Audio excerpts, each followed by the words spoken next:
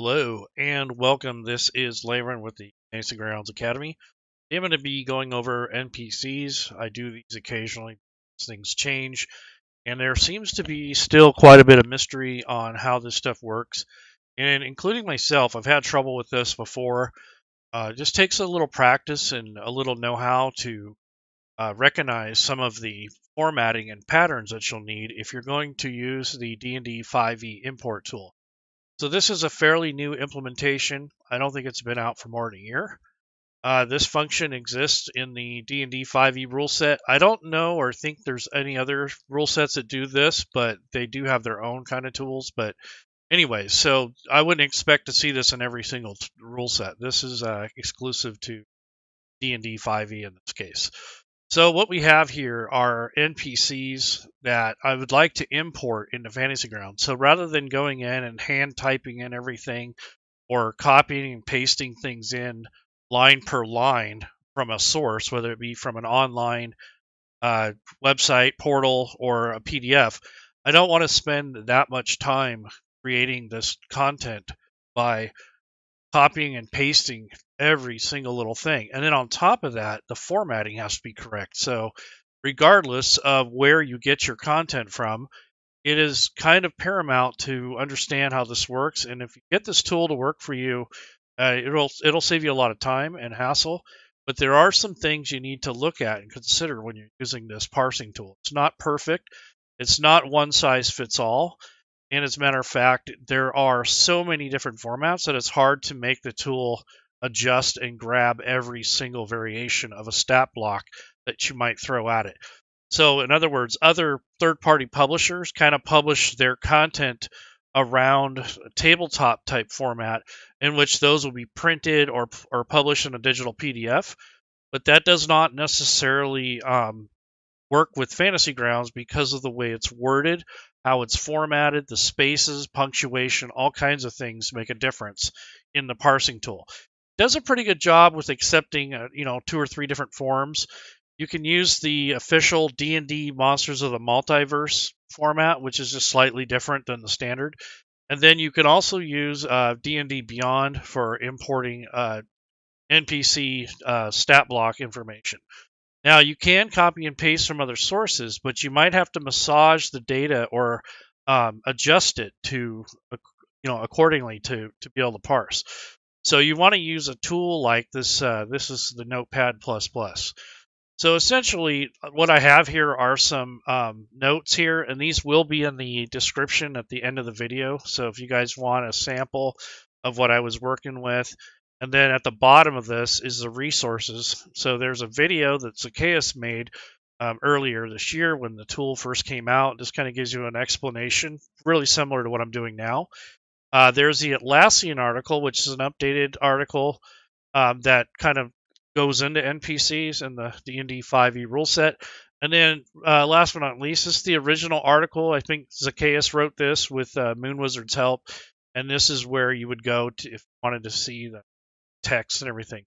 I went ahead and made a PDF of this type of thing. So I have one for NPC format phrasing. So I have all that stuff. And then also for character building. So like feats and speed and, all that sort of thing that goes into background, race, and all those sort of things. So it makes it easier for you when you go to build custom content. You have kind of a reference tool here. This is not something that's built into the rule set. This is something you get off the forums or off the Atlassian. And what they've done is they've migrated some of this stuff over to the Atlassian so it can be updated and maintained there instead of buried in the forums. But neither there or here or there, but you might have to do a little searching for this. But there are some keywords and such that you can search and use Google instead of the forum search tool. You see, works a lot better. So I want to go over some of this text formatting, which is really the biggest hurdle to using the tool. So I'm using a free program. This is Notepad++. I'll put that in the description as well in case you want to use it. I'm going to go up to the top. So what we have here are the DnD5e rule set NPC importer. Best practices, notes, resources, and kind of like what to look out for. So I'm going to break this down line per line. It's not a very complicated NPC, but it does carry over with some of the most of the common things. So what we're going to do is start from the top on line 4 here. So this is a town guard. This is the title or the name of the NPC. When you're parsing this data, that's all you need is the name. You can put in parentheses maybe a nickname or maybe put comma, whatever else you want, but you don't want to use any other punctuation. You don't need to specify name with colons after it or anything like that. You just put the title in there. If you put anything else in there, it'll throw the parsing off. So what I'm saying is if you do that in this parsing tool and you have a bunch of extraneous words and extra punctuation and characters, it will not form the stat block properly, and all the different things will be shuffled around and they will not be in the correct order. You can always go back and hand fix it, go in and type it, but it kind of defeats some of the purpose of using the import tool. So if you can get the text right the first time, it's just a one click and you're done. There is going to be the occasion where you get the stray punctuation or some kind of weird thing like that, but for the most part, you can really crank these things out if you need to and make your workflow a lot quicker.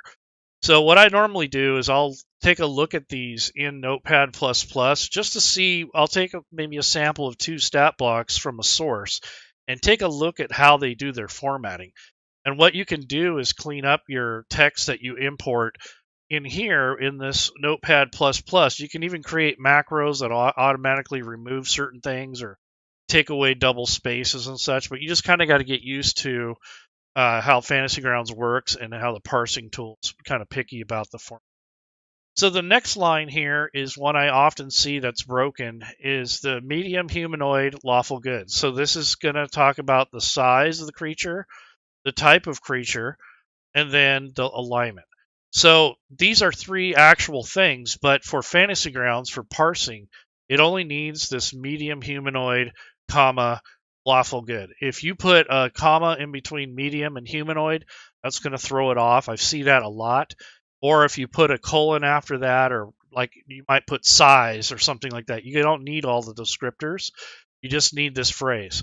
So if you have anything more than that, or if it's in the wrong order, which I've seen that, where lawful good might be over here, and then the size and the creature might be over here.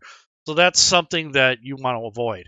You might occasionally see parentheses, and maybe it'll say elf, something like that. That's acceptable. That just kind of specifies which type of humanoid it is. It doesn't really impact the parsing so much, but it can make a difference in when you're presenting the NPC during gameplay. You can kind of take in consideration that the elf might have extra features depending on what your needs are. So the next line is the armor class. So the armor class is not auto-calculated. You kind of have to know the rule set, in this case DnD5e. You have to know that chainmail gives you a base of 15 or whatever, 16, whatever the number is. As far as the calculations go, you're going to have to look that up. And just remember that not all armor gives you a dexterity bonus. So it really depends on the armor. Generally, the lighter armor, like leather and stuff, those will give you the benefit of the doubt for dexterity bonuses. But when you start getting up to the medium and the heavy armor, not get a bonus. So just keep that in mind when you're calculating for that. There are some factors, other factors too, but generally you need this armor class and the numeric value. You don't need colons, no hyphens, nothing like that. You add that in there, it's going to throw the parsing off. Or if you copy and paste it from another source and it has like armor class with these 2 colons, you don't want that. That'll throw the parsing off. So this chainmail is just a note. So if you wanted to include a dex bonus or a shield bonus, you can also put plus whatever the extraneous thing is. So in this case, this one guy probably doesn't have a shield, but we don't put that. But this here is just a note, but notice it's in parentheses, and it's really just more for reference and flavor. So your hit points are essentially just that. You have the hit points and the number. That's really the base of what you need. This part over here does a little bit in Fantasy Grounds as far as parsing goes. So that's 4d8, so that's 4 hit die, the d8 plus 4. So that's calculated by the CR level or the level of the NPC. That comes from the rule set. So you kind of have to understand how NPCs work to calculate this. It's not something that's automatically calculated in Fantasy Grounds unless you put it in there. So then when it rolls in the Fantasy Grounds options for your NPC, it'll roll this number +4, and it'll know to do that because of this notation. If that notation isn't there, it's just going to stick with the static number no matter what you do. So there's an option in Fantasy Grounds in the settings for the DnD5e rule set that you can actually designate Fantasy Grounds to change what it's going to assign for hit points. So it doesn't always have to be the same hit points. So if you go into the house rules, I believe, and you go to combat NPC hit points, I have it set to random, but the default is standard, which means it's going to pull that basic number off the hit points instead of rolling for it. And this number here to the right, this field, is where that roll comes into play. So that will trigger Fantasy Grounds to roll instead of taking that static number. And that setting is in the options. So if you want your NPCs to have different hit points and not always the same, you could do that. And you can also set it to maximum. So instead of just doing the NPC hit points, you can set it to max, random, or standard. So these are just little things that you'll learn, little nuances that can make a difference in your gameplay and when you're developing content in Fantasy Grounds. So it kind of helps to know the interface and to understand the rule set and how it works with Fantasy Grounds. That's a really important thing. That doesn't come overnight. It does take practice. It's something that I've struggled with over the years. I'm just sharing with you some of the tips and the information that I've found over the months and years. I also go on the forums and read stuff, and I'll make my own little I guess cheat sheets or like a packet of information. So when I'm doing stuff, I don't have to go look for it. I got everything right in front of me. So that's what I've done here. I've taken some information off of the forums and turned them into PDFs for my own use. I do share these in our Fantasy Grounds Academy. So if you guys really want that, you can hit me up, or you can even search around. I've posted it a million times. So those are in the Fantasy Grounds Academy Discord, especially in Classroom 1 and 2, because that's where we hold all of our events for classes. So you look in there, you'll find those PDFs. Really. Okay, so the next thing is back to our text here, is the feat of how you're going to move. So this is your movement and the speed. Now, if you have a fly speed, you would do the same thing, but you'd put a comma after this, and then you would put in fly and then the rate, or burrowing or tunneling or whatever. That's going to put that out on the NPC stat block. It doesn't really do anything mechanically, but it does notate and give the GM and the player an idea of what the movement rate, well, at least the GM is. Now, here are some of the common problems that this next section here are the actual ability scores. So as you can see, this top row here is abbreviated on line 10. So this is something that you're going to see so much variation on. It's going to drive you nuts. So this here is basically the first line. It's got a space in between each one of these. And it is here just to denote the ability score row. And then the second row is all of the actual scores and the adjustments depending on what the ability score is. So this is based on the DnD5e rule set. This comes from a table or one of the books, but essentially these are the bonuses or penalties depending on what that number is. But you're going to find when you import content from an online source, PDF, or whatever, for some reason this format is always different. I've looked at probably 4 or 5 different publishers. I've looked at stuff that even comes from Smiteworks that they have to convert and such, where this format is so different every time that when you try to use the parsing tool, it just doesn't work. So this is one format that is acceptable. This is the older format, and what it is on this line here, on this top line, you have this string of abbreviations for the ability scores separated by a space. So that would be the first line. And then the second line is just all the numbers and then a space, and then in parentheses, any adjustments that go along with that, if any. And if there are no adjustments, you can just put +0, which is an acceptable format. Don't leave it blank because that throws off the spacing and the characters. So this is one format. There is another format that you'll find for the D&D Beyond rule set, which is essentially a different way of denoting these stat blocks. So I do have a example somewhere in here that shows that you can do a vertical method of recording these, so it's not just the one format. It actually goes in a vertical format.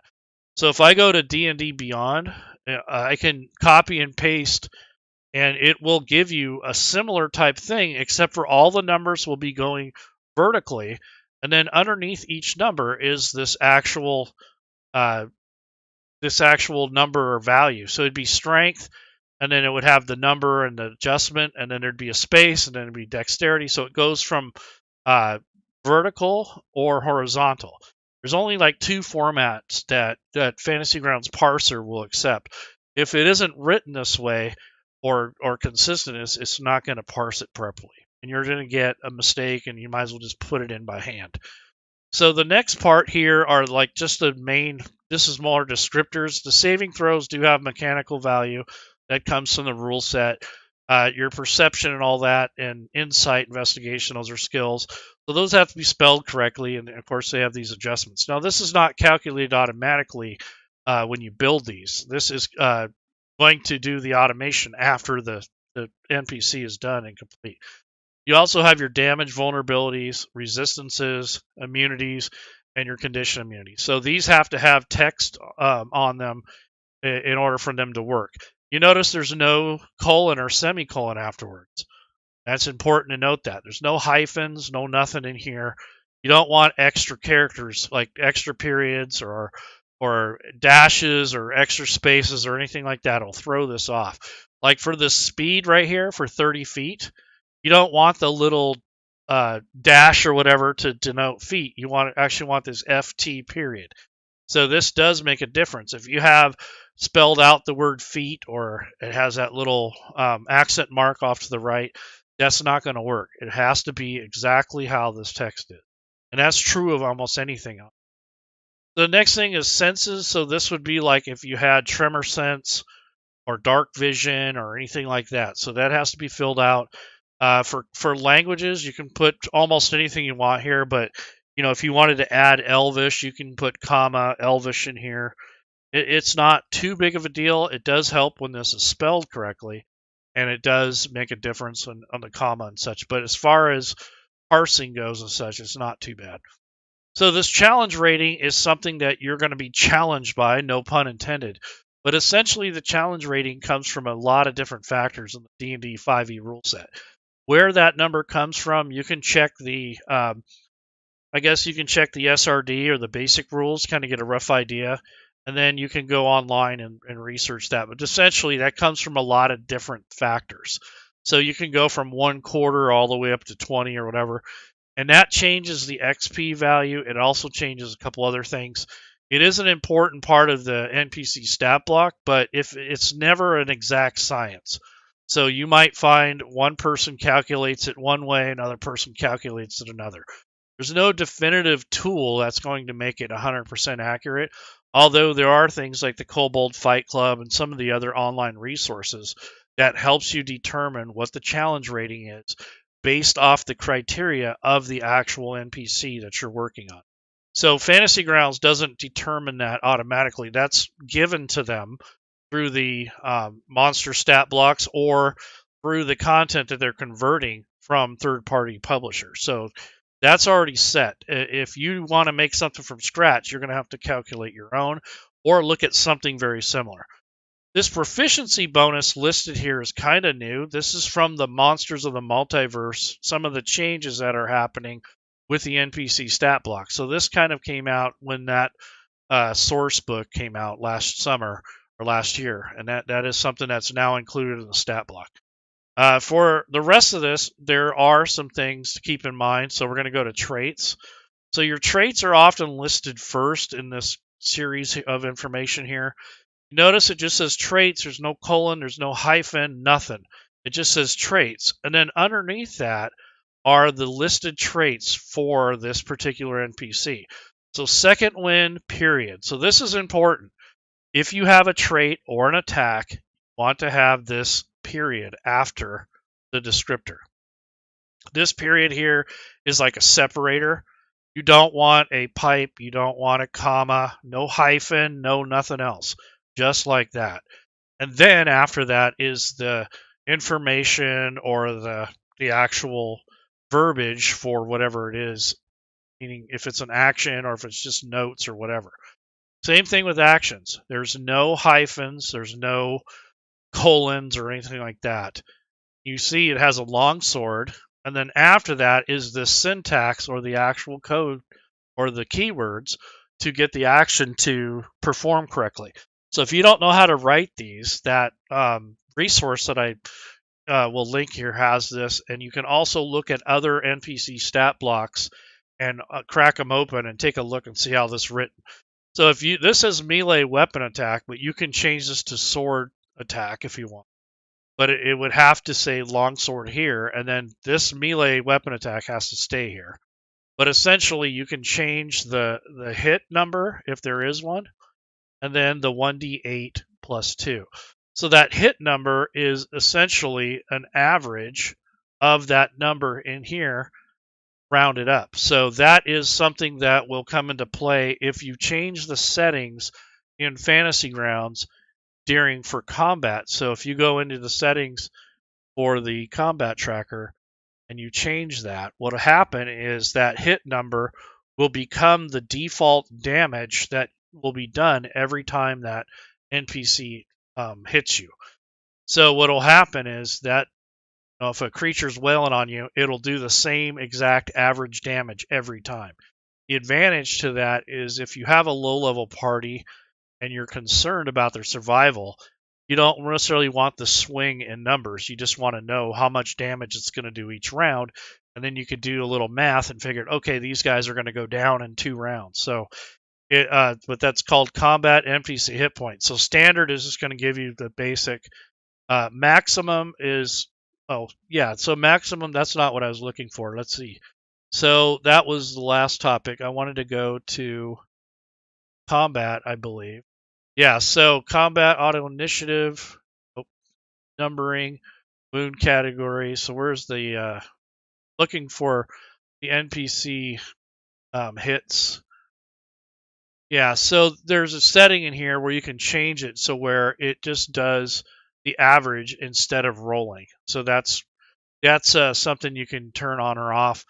By default, it's stuck on the roll, but if you want to control that more and you don't want that to to hurt anyone, that or you can kind of mitigate that and make it so where the NPC does the same damage every hit.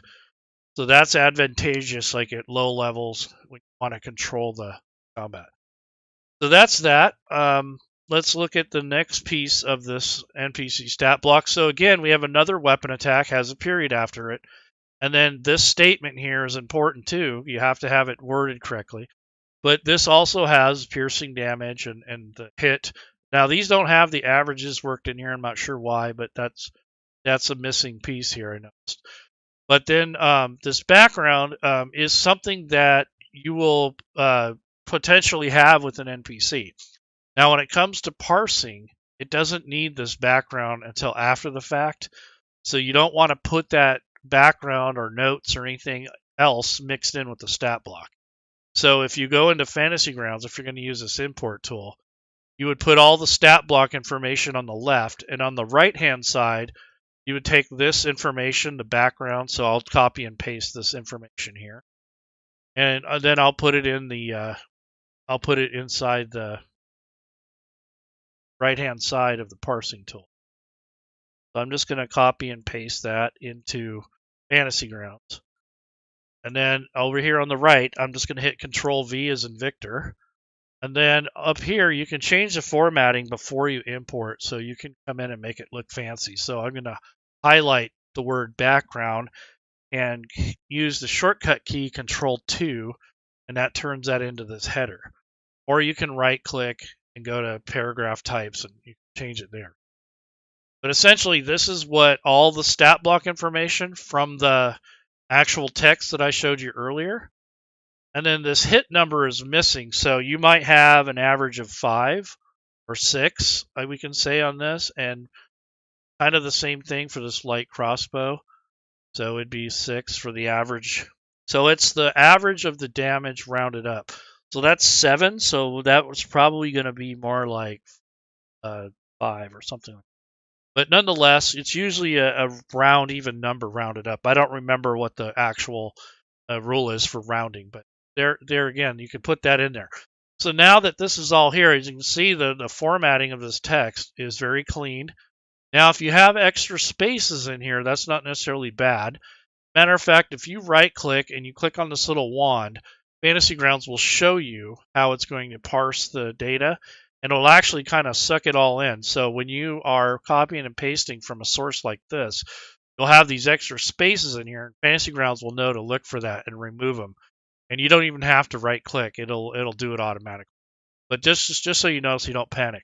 So then I'm going to click on import, and we'll see if it's going to give us a decent stat block. So I'm going to close this one out because this one's already done. And I'm going to right click and delete these 2 entries because I don't want to have too many. So this is a town guard. So I'm going to go ahead and hit import, and it's going to look like this. So this is going to be, this looks really good. It has second wind, and you can see it's parsing because if you hover over the stat block, it's got this blue stuff in here. Same thing with this weapon damage. When you click in the cell, when you hover, it's going to give you the parsing, which is a good sign. It means at least it's coded. Doesn't mean the numbers are right, but at least it's coded or threaded or whatever, the text is correct. Now, when you go to the other tab, this is what you want to see. This is actually a newer format. If you open up older content, the other tab won't be as fancy as this unless Smiteworks goes back in and redoes all the content. It's not going to look like this quite. You'll have the background, you'll have some links here and notes, but it won't have this formatted text. So even if you copy an older NPC and then you edit it and stuff, it's not going to have this unless you reparse it in through this tool. So that's one thing that is different between the older and the newer content that's being developed for the 5th edition rule set. So if you use the import tool, you'll get this fancy information here of how it's set up. If you do it by hand, you'll still get it, but if you take a copy and just copy it over and change a couple things, you're not going to get that form. So that's the difference of how that works. So there's some things you can do to kind of make it fancier, or just don't worry about it. This is nothing that has to be on there. It just looks nice is all. It's more for reference than anything else, and only the DM sees that usually. So it's not that big of a deal. The main thing is this background, and then maybe having a link to the picture of the creature or whatever. So it just depends. So that's what I really wanted to go over today was the NPC import tool. This isn't by far a very, it's not a comprehensive thing, but it's enough to get you started. The main thing is to practice on how the text is supposed to look. I'm going to show you a stat block that's not good just for the sake of it. So this is another stat block that I found, and this is another format. This will not work for that NPC parsing tool in regard to import. You can see it has these hyphens here. It has, this part's okay, this is okay, this is fine, this is good. But the hyphen, you don't want that. And then the way that these ability scores are expressed here is not correct. It's not correct in any shape or form. And then if you wanted this to look more like the D&D Beyond, it would look something like this. So you can go and edit these things if you need to, but it is just a matter of time and what your needs are. But essentially, this is kind of the formatting that you're going to see. If you do the D&D Beyond, it'll have a different formatting, and then this score will be underneath and not, so then there'll be a space, and then again, you'll have this other thing here, and then a space. So this is getting closer to what it's going to look like on D&D Beyond if you copy it, and that's acceptable too. So this is a lot closer to the D&D Beyond format. But if it has any other structure, it's not going to work. Same thing with this stuff here. You have these extra colons in here. You have the hyphens. And then for the attacks, you see, notice this multi-attack has a colon. It has the spear. It has the dagger. If you use that as a separator, it's not going to work. So I advise, and these hyphens too are going to throw it off. That's all it takes is to have a problem with the way it, just the way it's formatted. It just doesn't take much to throw it off. So any little extraneous thing, or if they're in the wrong order, like if they take armor class, let's say they shift it and they put it underneath hit points, all those things matter. So just kind of letting you know. But there's a resource list at the bottom of the description in YouTube. So if you're looking at this in the future and you want to know what I'm talking about, there's a video that Zacchaeus made, which is very similar to this one. It's about a year old, but it's still valid. There's the Atlassian article that actually has some pretty nice formatted and printed information. So if you wanted to look at that, you can come over here and take a look at what they've provided here, and you can see there's some code here that you can copy for like spell casting traits. There are some considerations. It even gives you all kinds of different information. So this is one source that you can use. I'm using Chat GPT to parse this stuff in. So what I've done is I've trained the NPC tool here to parse different information based on the text that comes from the PDF or from those things. So for instance, for NPCs, I defined weapon attacks, I defined the saving throws, conditions. I just copied and pasted this information as the rules for generating NPC stat blocks, and then I have to train it to make sure that it doesn't get off course when it comes to generating, because sometimes it has a mind of its own and it really wants to do it any way it wants. You have to kind of tell it, no, don't do it that way. So what you can do is you can ask it to generate an NPC based off of this the notes. So I can say something like generate a challenge. I'll just say generate a town guard,